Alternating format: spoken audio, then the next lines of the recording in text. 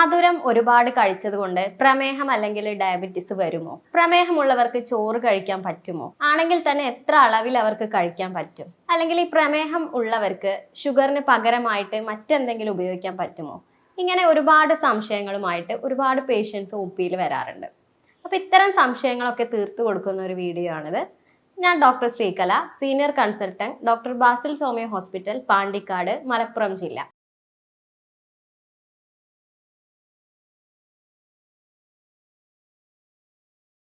നമുക്കറിയാം, പ്രമേഹം അല്ലെങ്കിൽ ഡയബറ്റിസ് എന്ന് പറയുന്നത് നമ്മുടെ രക്തത്തിലുള്ള പഞ്ചസാരയുടെ അളവ് കൂടുമ്പോഴാണ് ഉണ്ടാകുന്നത്. അത് ഇൻസുലിൻ എന്ന ഹോർമോൺ കുറവ് കാരണമോ അല്ലെങ്കിൽ അതിന്റെ അഭാവം കാരണമോ അല്ലെങ്കിൽ ഇൻസുലിൻ റെസിസ്റ്റൻസ്, നമ്മുടെ ശരീരത്തിൽ ഇൻസുലിൻ ഉണ്ടായിട്ടും അത് ഉപയോഗിക്കാൻ കഴിയാത്ത അവസ്ഥ കാരണമോ ഒക്കെ ഉണ്ടാകാം. നോർമലി കാർബോഹൈഡ്രേറ്റിൽ നിന്നാണ് ഈ ഗ്ലൂക്കോസ് ഉണ്ടാകുന്നത്.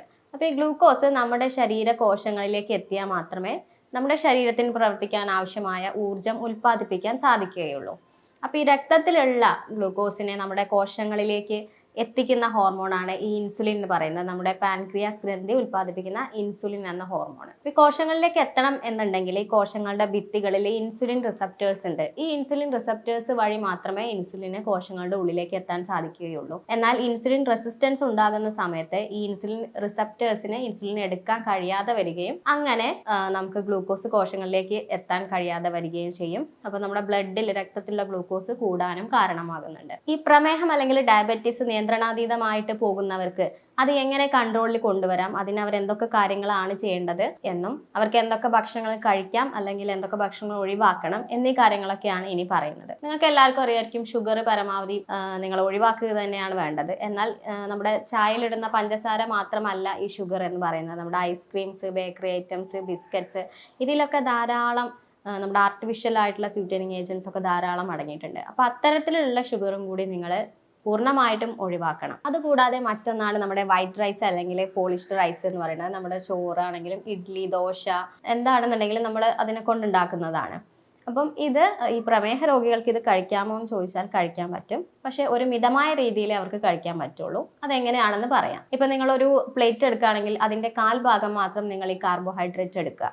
അതായത് ചോറാണെങ്കിൽ ചോറ് ഒരു 1/4 ഭാഗം എടുക്കുക, 1/4 ഭാഗം പ്രോട്ടീൻ എടുക്കുക. ആ പ്രോട്ടീന് നിങ്ങൾക്ക് ഫിഷ് ആവാം, മീറ്റ് ആവാം, ചിക്കൻ ഒക്കെ ആവാം. റെഡ് മീറ്റുകൾ പരമാവധി ഒഴിവാക്കാൻ ശ്രദ്ധിക്കുക. മുട്ടയാവാം പ്രോട്ടീന് വേണ്ടി ഉപയോഗിക്കുന്നത്. ഇനി ഒരു 1/4 ഭാഗം ധാരാളം പച്ചക്കറികൾ, വെജിറ്റബിൾസ് എടുക്കുക. ഒരു 1/4 ഭാഗം ഫ്രൂട്ട്സും എടുക്കാം. അപ്പോൾ ഫ്രൂട്ട്സ് എന്ന് പറയുമ്പോൾ ഡയബറ്റീസ് ഉള്ള രോഗികൾക്ക് കഴിക്കാൻ പറ്റുന്ന ഫ്രൂട്ട്സ് എന്ന് പറയുമ്പോൾ ലോ ഗ്ലൈസീമിക് ഇൻഡെക്സ് ഉള്ള ഫ്രൂട്ട്സുകളാണ്. അപ്പോൾ ലോ ഗ്ലൈസീമിക് ഇൻഡെക്സ് എന്ന് പറയുമ്പോൾ നമ്മുടെ ശരീരത്തിലേക്ക് അത് എത്തിയാലും അത് പെട്ടെന്ന് തന്നെ ഗ്ലൂക്കോസ് ആയിട്ട് മാറില്ല. അപ്പോൾ അതിൽ വരുന്നതാണ് നമ്മുടെ ആപ്പിൾ, പേരയ്ക്ക, സബർജില്ല, ഓറഞ്ച് എന്നിവയൊക്കെ. അതൊക്കെ പ്രമേഹ രോഗികൾക്ക് മിതമായ രീതിയിൽ കഴിക്കാവുന്നതാണ്. എന്നാൽ അധികം പഴുത്തതോ അല്ലെങ്കിൽ അമിതമായിട്ടോ കഴിക്കാതിരിക്കുക എന്നുള്ളത് ശ്രദ്ധിക്കുക. അപ്പോൾ ഈ ഒരു രീതിയിൽ ഇത്രയും അളവിലാണ് നിങ്ങൾ ചോറ് കഴിക്കേണ്ടത്. ഒരു പ്ലേറ്റിൻ്റെ 1/4 ഭാഗം മാത്രമേ നിങ്ങൾ കാർബോഹൈഡ്രേറ്റ് അല്ലെങ്കിൽ ചോറ് എടുക്കാൻ പാടുള്ളതുള്ളൂ. അപ്പോൾ പ്രമേഹ രോഗികൾക്ക് തീരെ ചോറ് കഴിക്കാൻ പാടില്ല അല്ലെങ്കിൽ കാർബോഹൈഡ്രേറ്റ് കഴിക്കാൻ പാടില്ല എന്നുള്ളതല്ല. ഈ ഒരു രീതിയിലാണ് നിങ്ങൾ കഴിക്കേണ്ടത്. പിന്നെ നിങ്ങൾ അരി എടുക്കുന്ന സമയത്ത് തവിടുള്ള അരി എടുക്കുകയാണെങ്കിൽ കുറച്ചും കൂടി നല്ലതായിട്ടായിരിക്കും. മുഴുധാന്യങ്ങളാണ് ഒന്നും കൂടെ നല്ലത് എന്ന് പറയുന്നത്. ഇനി ഡയബറ്റീസ് ഉള്ള ആളുകളാണെങ്കിലും അമിതവണ്ണം ഉള്ള ആളുകളാണെങ്കിലും ഒക്കെ, പ്രത്യേകിച്ച് ഡയബറ്റീസ് ആയിക്കോട്ടെ, കൊളസ്ട്രോൾ, ഫാറ്റി ലിവർ അല്ലെങ്കിൽ ബ്ലഡ് പ്രഷർ ആയിക്കോട്ടെ, ഇവർക്ക് എല്ലാവർക്കും ചെയ്യാൻ പറ്റുന്ന ഒരു ഫാസ്റ്റിംഗ് മെത്തേഡാണ് ഇന്റർമിറ്റന്റ് ഫാസ്റ്റിംഗ് എന്നുള്ളത്. അത് നിങ്ങൾ ഫോളോ ചെയ്താൽ നിങ്ങളുടെ ആരോഗ്യം വളരെയധികം മെച്ചപ്പെടുന്നതായിരിക്കും. അതുപോലെ അമിതവണ്ണം ഉള്ളവർക്ക് അത് കുറയ്ക്കാനും നോർമൽ ഭാരത്തിലേക്ക് എത്താനും അവർക്ക് സാധിക്കുന്നതാണ്. ഇപ്പോൾ ഇൻ്റർമീഡിയറ്റ് ഫാസ്റ്റിങ്ങിൽ പ്രധാനമായും 16:8 എന്നുള്ള ആ ഒരു റേഷ്യോയിലാണ് കോമൺ ആയിട്ട് നമ്മൾ പറയാറുള്ളത്. അതായത് 16 മണിക്കൂർ ഫാസ്റ്റിങ്ങും 8 മണിക്കൂർ ഭക്ഷണം കഴിക്കുക എന്നുള്ള ആ ഒരു രീതി. അപ്പോൾ ഈ 8 മണിക്കൂർ ഭക്ഷണം കഴിക്കുക എന്ന് പറയുമ്പം 10 മണിക്ക് നിങ്ങൾ ബ്രേക്ക്ഫാസ്റ്റ് കഴിക്കുക, ഉച്ചയ്ക്ക് 1 മണിക്ക് നിങ്ങൾ ലഞ്ച് കഴിക്കുക, അതുപോലെ തന്നെ ഒരു രാത്രി ഒരു ഈവനിങ് 6 മണിയാകുന്നതിന് മുന്നേ അല്ലെങ്കിൽ 6 മണിയോടുകൂടി നിങ്ങൾ ഡിന്നറും കഴിക്കുക. അങ്ങനെ ആ ഒരു 8 മണിക്കൂർ കംപ്ലീറ്റ് ചെയ്യുക. പിന്നെ അതിന് ശേഷം നിങ്ങൾ 16 മണിക്കൂർ ഫാസ്റ്റിംഗ്, പിറ്റേന്ന് രാവിലെ 10 മണി വരെ നിങ്ങൾ പിന്നെ ഫാസ്റ്റിങ്ങിലാണ്. അപ്പോൾ നിങ്ങൾക്ക് വെള്ളം കുടിക്കാവുന്നതാണ്, അതുപോലെ ഗ്രീൻ ടീ ഒക്കെ കുടിക്കാം. പക്ഷെ നിങ്ങൾ ഭക്ഷണം കഴിക്കാൻ പാടില്ല. ഈ 16 മണിക്കൂർ ഫാസ്റ്റിങ്ങിൽ നമ്മൾ ഉറങ്ങുന്ന സമയം ഒരുപാട് വരുന്നത് കൊണ്ട് നിങ്ങൾക്ക് വിശപ്പിന്റെ ബുദ്ധിമുട്ടുകൾ അധികം ഉണ്ടാകുന്നില്ല എന്നുള്ളതാണ്. അതുകൂടാതെ നിങ്ങൾ 8 മണിക്കൂർ കഴിക്കുന്ന സമയത്ത് അമിതമായിട്ട് വാരി വലിച്ച് കഴിക്കാതിരിക്കുക. 2-3 ബിരിയാണി അല്ലെങ്കിൽ അമിതമായിട്ട് ഫാസ്റ്റ് ഫുഡ്സ്, ജങ്ക് ഫുഡ്സ് ഒന്നും കഴിക്കാതിരിക്കുക. നല്ല രീതിയിലുള്ള ധാന്യങ്ങളും അതുപോലെ തന്നെ പ്രോട്ടീൻസ് ആണെന്നുണ്ടെങ്കിലും നല്ല രീതിയിൽ ഒരു മിതമായ രീതിയിൽ മാത്രം കഴിക്കാൻ വേണ്ടി ശ്രദ്ധിക്കുക. ഇടയ്ക്ക് നിങ്ങൾക്ക് ഫ്രൂട്ട്സ് ഒക്കെ കഴിക്കാവുന്നതാണ്. കൂടാതെ ഈ 16 മണിക്കൂർ ഫാസ്റ്റിങ്ങിൽ നിങ്ങൾക്ക് വെള്ളം കുടിക്കാം, അതിന് യാതൊരുവിധ പ്രശ്നങ്ങളും ഉണ്ടാവില്ല. അപ്പം ഈ 16 മണിക്കൂറൊക്കെ നമ്മുടെ ബോഡിയിൽ ഫാസ്റ്റിംഗ് നടക്കുന്ന സമയത്ത് നമ്മുടെ ബോഡിയിൽ ഓട്ടോഫാജി എന്ന് പറഞ്ഞൊരു പ്രോസസ്സാണ് നടക്കുന്നത്.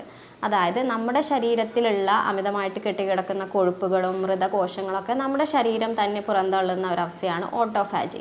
അപ്പോൾ ഈ ഓട്ടോഫാജി എന്നൊരു പ്രോസസ്സ് നമ്മുടെ ശരീരത്തിൽ നടക്കുകയും അതുവഴി നമ്മുടെ അമിതവണ്ണമാണെന്നുണ്ടെങ്കിലും കെട്ടിക്കിടക്കുന്ന ചീത്ത കൊളസ്ട്രോള്, കൊഴുപ്പ് എന്തൊക്കെയാണ് എന്നുണ്ടെങ്കിലും അതൊക്കെ അതിലൂടെ പോകാൻ അത് വളരെയധികം സഹായിക്കും. ഇപ്പോൾ പ്രമേഹമുള്ളവർക്കൊക്കെ ചെയ്യാൻ പറ്റുന്ന ഒരു ഫാസ്റ്റിംഗ് ആണ് ഇൻ്റർമീഡിയറ്റ് ഫാസ്റ്റിംഗ് എന്നുള്ളത്. അത് നിങ്ങൾക്ക് ഫോളോ ചെയ്യാവുന്നതാണ്.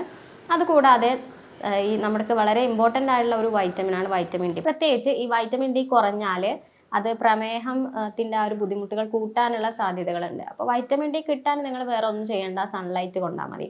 ഇപ്പോൾ ദിവസം ഒരു 10 to 15 മിനിറ്റ്സ് നിങ്ങൾ സൂര്യപ്രകാശം കൊള്ളുക. അത് ഫേസിലേക്ക് തന്നെ കൊള്ളണമെന്നില്ല, ശരീരത്തിൻ്റെ വേറെ ഏതെങ്കിലും ഭാഗങ്ങളിലേക്ക് കൊണ്ടാലും മതി. അങ്ങനെ ചെയ്താൽ നിങ്ങളുടെ ശരീരത്തിന് ആവശ്യമായ വൈറ്റമിൻ ഡി അതിൽ നിന്ന് നിങ്ങൾക്ക് കിട്ടുന്നതാണ്. കൂടാതെ മറ്റൊരു ഇമ്പോർട്ടൻ്റ് ആയിട്ടുള്ള ഒരു കാര്യമാണ് എക്സസൈസ് എന്നുള്ളത്. ദിവസവും നിങ്ങൾ ഒരു 30 മിനിറ്റ്സ് എങ്കിലും എക്സസൈസ് ചെയ്യുക. അത് ചെയ്യുന്ന സമയത്ത് നിങ്ങൾ നന്നായിട്ട് വിയർക്കുന്ന രീതിയിലുള്ള എക്സസൈസാണ് നിങ്ങൾ ചെയ്യേണ്ടത്. അത് നടത്തമാവാം, ഓട്ടമാവാം, സൈക്ലിംഗ്, എന്താണെങ്കിലും എറോബിക് എക്സസൈസുകൾ ചെയ്യാൻ വേണ്ടി ശ്രദ്ധിക്കുക. കൂടാതെ വളരെ ഇമ്പോർട്ടൻ്റ് ആയിട്ടുള്ള ഒരു കാര്യമാണ് ഉറക്കം എന്ന് പറയുന്നത്. ഒരു 6 to 8 മണിക്കൂർ നിങ്ങൾ തീർച്ചയായിട്ടും ഉറങ്ങിയിരിക്കണം എന്നുള്ളത് വളരെ ഇമ്പോർട്ടൻ്റ് ആണ്. അതുകൂടാതെ മറ്റൊരു ഇമ്പോർട്ടൻ്റ് ആയിട്ടുള്ള കാര്യമാണ് നമ്മുടെ സ്ട്രെസ്സോ അല്ലെങ്കിൽ ടെൻഷൻ എന്തെങ്കിലും ഉണ്ടെന്നുണ്ടെങ്കിൽ അത് നിങ്ങൾ കുറയ്ക്കാൻ വേണ്ടിയിട്ട് യോഗ പോലെ, മെഡിറ്റേഷൻ പോലെയുള്ള മാർഗങ്ങളൊക്കെ സ്വീകരിക്കുക. അപ്പോൾ 7 കാര്യങ്ങൾ നിങ്ങൾ നിർബന്ധമായിട്ടും ശ്രദ്ധിച്ചിരിക്കണം. അപ്പോൾ പല ആൾക്കാരുടെയും സംശയമാണ് നമുക്ക് ഈ ഷുഗറിന് പകരം വേറെ എന്തെങ്കിലും ഒരു ആൾട്ടർനേറ്റീവ് ആയിട്ട് ഉപയോഗിക്കാൻ പറ്റുമോ എന്നുള്ളത്. അപ്പം നമ്മുടെ സ്റ്റീവിയ പ്ലാന്റിൻ്റെ ഇലകൾ നമ്മുടെ സൗത്ത് അമേരിക്കയിലൊക്കെ ഒരുപാട് ആൾക്കാർ, പ്രത്യേകിച്ച് പ്രമേഹമുള്ളവരൊക്കെ ഷുഗറിന് പകരം ഉപയോഗിക്കുന്നുണ്ട്. ഈ സ്റ്റീവിയ പ്ലാന്റ് എന്ന് പറയുമ്പം അതിൻ്റെ ഒരു പ്രത്യേകത എന്താണെന്ന് വെച്ചാൽ അതിൽ കാർബോഹൈഡ്രേറ്റ്സ് ഇല്ല, കലോറി ഇല്ല. അതുപോലെ തന്നെ നമ്മുടെ ഷുഗറിനെക്കാട്ടിലും എത്രയോ മടങ്ങ് മധുരം അതിന് കൂടുതലുമുണ്ട്. അപ്പോൾ അതുകൊണ്ട് തന്നെ പ്രമേഹ രോഗികൾക്കും ഇത് ഉപയോഗിക്കാവുന്നതാണ്. അപ്പോൾ അവരൊക്കെ ചെയ്യുന്ന സൗത്ത് അമേരിക്കയിലൊക്കെ എന്താണ് ചെയ്യുന്നത് വെച്ചാൽ നമ്മുടെ ഒരു സ്റ്റീവിയ പ്ലാന്റിൻ്റെ 7 to 8 ഇലകൾ അത് വെള്ളത്തിലിട്ട് തിളപ്പിച്ച് അതിൻ്റെ എക്സ്ട്രാക്റ്റ് എടുക്കുകയാണ് ചെയ്യുന്നത്. ഒരിക്കലും ഇലകൾ നേരിട്ട് ഉപയോഗിക്കരുത്, ഇലകളുടെ എക്സ്ട്രാക്റ്റ് ആണ് യൂസ് ചെയ്യേണ്ടത്.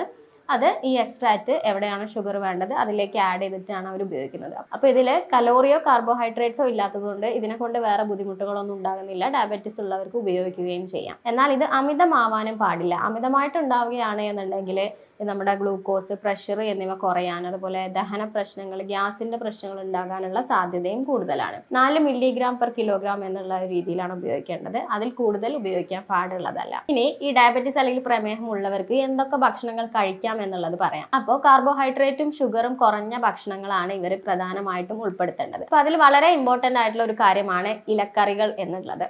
അപ്പോൾ ഇലക്കറികൾ നിർബന്ധമായിട്ടും പ്രമേഹ രോഗികൾ ഭക്ഷണത്തിൽ ഉൾപ്പെടുത്തുക. അത് രാവിലെയും രാത്രിയിൽ ഉൾപ്പെടുത്തിയാൽ അത്രയും നല്ലതാണ്.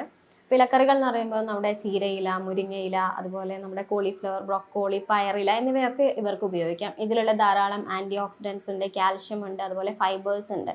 ഇതൊക്കെ പ്രമേഹത്തിനെ കുറയ്ക്കാൻ വേണ്ടിയിട്ട് സഹായിക്കുന്നു. കൂടാതെ ഇവർക്ക് കഴിക്കാൻ പറ്റുന്ന മറ്റൊരു ആഹാരമാണ് മുട്ട എന്ന് പറയുന്നത്. മുട്ടയിൽ ധാരാളം പ്രോട്ടീൻസ് ഉണ്ട്, വൈറ്റമിൻസ് ഉണ്ട്, ആൻറ്റി ഓക്സിഡൻസ് ഉണ്ട്. അപ്പോൾ നിങ്ങൾ മുട്ട കഴിക്കുമ്പോൾ ശ്രദ്ധിക്കേണ്ട കാര്യം എന്ന് പറയുമ്പോൾ ഒരു 3-4 മുട്ടയുടെ വെള്ള ആണ് നിങ്ങൾ കൂടുതൽ കഴിക്കാൻ വേണ്ടിയിട്ട് ശ്രദ്ധിക്കേണ്ടത്. ഇനി മൂന്നാമതായിട്ട് ഇവർ കഴിക്കേണ്ട ഭക്ഷണം എന്ന് പറയുന്നത് ചെറുമീനുകൾ. നമ്മുടെ മത്തി, അയല, ചൂര, നത്തോലി പോലെയുള്ള ചെറുമീനുകൾ ഇവർക്ക് കഴിക്കാവുന്നതാണ്. ഇതിൽ ധാരാളം omega-3 ഫാറ്റി ആസിഡ്സ് അടങ്ങിയിട്ടുണ്ട്.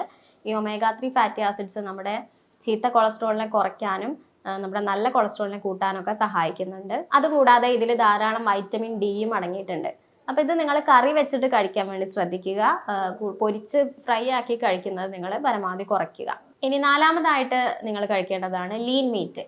ലീൻ മീറ്റ് എന്ന് പറയുമ്പോൾ നമ്മുടെ ചിക്കനാണ്. റെഡ് മീറ്റ് പരമാവധി ഒഴിവാക്കുകയാണ് നല്ലത്. അതായത് ബീഫ്, മട്ടൺ പോലെയുള്ള റെഡ് മീറ്റുകൾ നിങ്ങൾ പരമാവധി ഒഴിവാക്കുക. ചിക്കൻ നിങ്ങൾക്ക് കഴിക്കാവുന്നതാണ്. അതിൽ വൈറ്റമിൻസും പ്രോട്ടീൻസും വളരെ നല്ലതാണ്. കൂടാതെ ഡയബറ്റീസ് ഉള്ളവർക്ക് കഴിക്കാൻ പറ്റുന്നതാണ് നട്ട്സ്.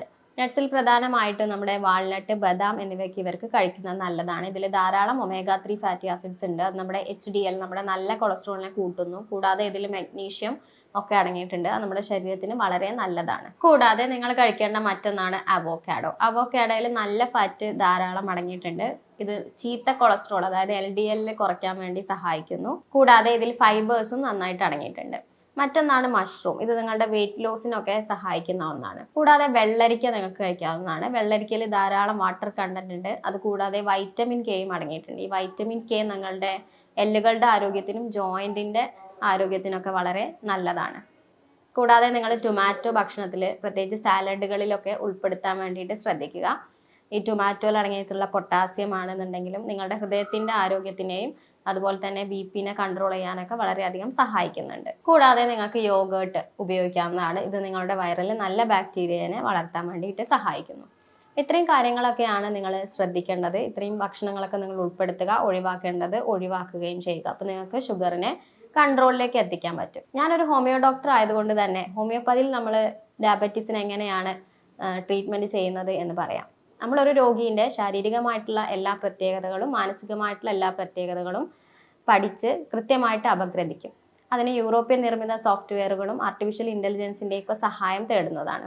അതിനുശേഷം ജർമ്മൻ പൊട്ടൻസി മെഡിസിൻസ് ആണ് ട്രീറ്റ്മെൻറ്റിന് വേണ്ടിയിട്ട് ഉപയോഗിക്കുന്നത്. അതുകൊണ്ട് തന്നെ പേഷ്യൻസിന് യാതൊരു വിധത്തിലുള്ള പാർശ്വഫലങ്ങളൊന്നും തന്നെ ഉണ്ടായിരിക്കുകയില്ല. CGM, ജിംനിമ പോലുള്ള മെഡിസിൻസും അതുപോലെ തന്നെ ഓരോ വ്യക്തിക്കും കോൺസ്റ്റിറ്റ്യൂഷണൽ ആയിട്ടുള്ള ഒരു മെഡിസിൻ ഉണ്ടായിരിക്കും. അവരുടെ എല്ലാ ലക്ഷണങ്ങളും കൺസിഡർ ചെയ്തിട്ട് ഒരു ഇൻഡിവിജ്വലിസ്റ്റിക് അപ്രോച്ച് അല്ലെങ്കിൽ ഒരു ഹോളിസ്റ്റിക് അപ്രോച്ചിലൂടെയാണ് മെഡിസിൻസ് തീരുമാനിക്കുന്നത്. അപ്പോൾ ഹോസ്പിറ്റലിൽ നേരിട്ട് വരാൻ ബുദ്ധിമുട്ടുള്ളവർക്ക് ഓൺലൈൻ പരിശോധനയിലൂടെ മരുന്നുകൾ വീട്ടിലെത്തിക്കുന്നതായിരിക്കും. അപ്പോൾ ഇതുമായി ബന്ധപ്പെട്ട് നിങ്ങൾക്ക് പ്രമേഹവുമായി ബന്ധപ്പെട്ടോ അല്ലെങ്കിൽ ഈ പറഞ്ഞതുമായി ബന്ധപ്പെട്ടൊക്കെ എന്തെങ്കിലും സംശയങ്ങൾ ഉണ്ടെങ്കിൽ താഴെ ഞാൻ എൻ്റെ വാട്സപ്പ് നമ്പർ കൊടുക്കുന്നുണ്ട്. അതിൽ നിങ്ങൾക്ക് എന്നെ കോൺടാക്ട് ചെയ്യാവുന്നതാണ്. സ്നേഹത്തോടെ doctor Sreekala, senior consultant, doctor Basil homeo hospital, Pandikkad, Malappuram ജില്ല.